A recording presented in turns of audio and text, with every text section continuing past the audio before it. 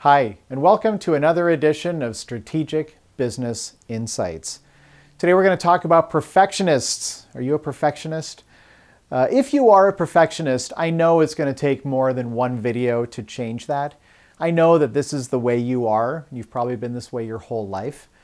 But I think we all have an element of perfectionism to us. So even if you don't consider yourself a perfectionist, like I don't consider myself a perfectionist, but at the end of the day, there's varying extent, degrees of being a perfectionist.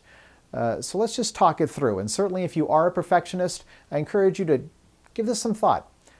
Gives us this some thought, because at the end of the day, you only live once, right? You were born on one date and you're going to die on another date, right? And right now we're in between these two somewhere. I know that's a really stark way of looking at it, but this is your time. This is it. If you're going to do something with your life, it's got to happen now.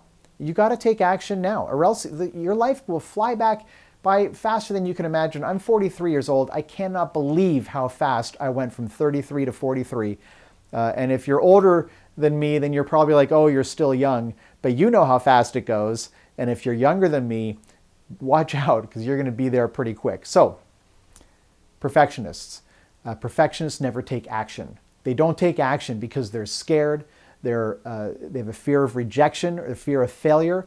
Maybe you've heard the phrase paralysis of analysis. They don't take action because it's not perfect. Okay, it's not perfect, so they hold back. They're like, it's not perfect, I'm not going to do it. Okay. Now, here's the first thing I want you to think about. Starting something is a lot harder than changing direction later. Okay, changing direction is actually quite simple to do. You calibrate, you change direction, you make little adjustments along the way. Fairly easy to do. Starting something, that's the hard part. It's like starting a new habit. If you want to go to the gym, like maybe you don't go to the gym and you want to start going to the gym, I mean, that's difficult. It's difficult to do. Or maybe starting a diet, it's difficult to start a diet, okay? But once you're in the mode, once it's part of your routine, then you can make adjustments much easier. So get this starting part out of the way with. Start now. Start immediately with whatever it is you're trying to do. If you're trying to start a business or add a new element to your business or even something in your personal life, start it right away. Get that part done and then change direction later. Changing direction is a lot easier than starting. The whole process of calibration and improving is easy, and it's even fun because you're incrementally improving your situation. It's starting that's the hard part. So start. Jump in the deep end, right? Picture yourself on a diving board, just holding your nose and let's do it. Jump in, okay? Be okay with not being perfect. I get nervous all the time. I do, 40 events a year roughly. I get nervous almost every single time I get on stage, and I've had bad events. I had one in Nashville that did not go well. I did one in Salt Lake City that didn't go well. So I've had bad events. Be okay with imperfection, because that knowledge of experience, whatever it is you tried, you start to build confidence even if it doesn't work that well, right? You get more familiar with the process and you start to make adjustments and you get much more comfortable with the process. One of the things that I do, obviously making videos is a huge part of my business and part of my life, by the way. I love making these videos. But I follow a lot of other business video bloggers, they call them vloggers, right, on YouTube. And one of the things I love to do is go to their channels and sort their videos by oldest first. And you can see their oldest videos, and quite often they're clumsy and they're awkward and they're weird, right? And you know those vloggers the way they are today, and you've become accustomed to who they've become, but they weren't like that the whole time. When they first started out, it was new to them too, and they were just learning.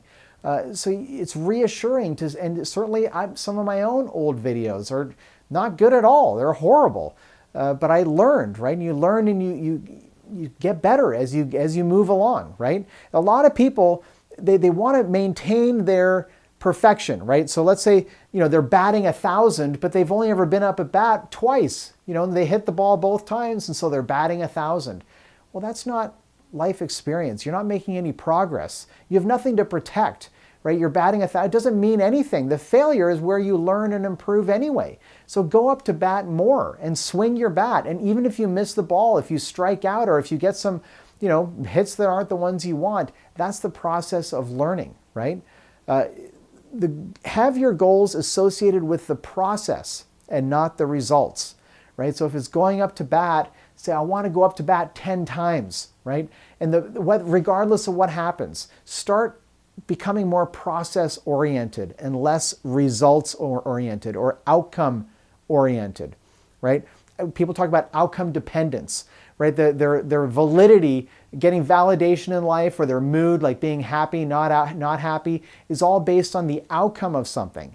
You have to change that. You have to be more process oriented. So you can be happy if you went through the process, even if you didn't get the outcome you wanted, right? If you become more process oriented, then you have control over your emotions, not that element of random of what the eventual outcome is. That's not in your control. You have control over the steps you take, the actions you take, right? So focus on those and have your goals associated with taking action on something, not whether it works or whether it doesn't work.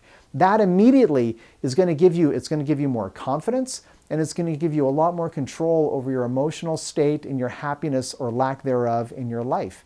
Have all your goals be process oriented. And like I said before, if it doesn't work, and I got to tell you, I try tons of things all the time, and at least 2/3 of what I try does not work.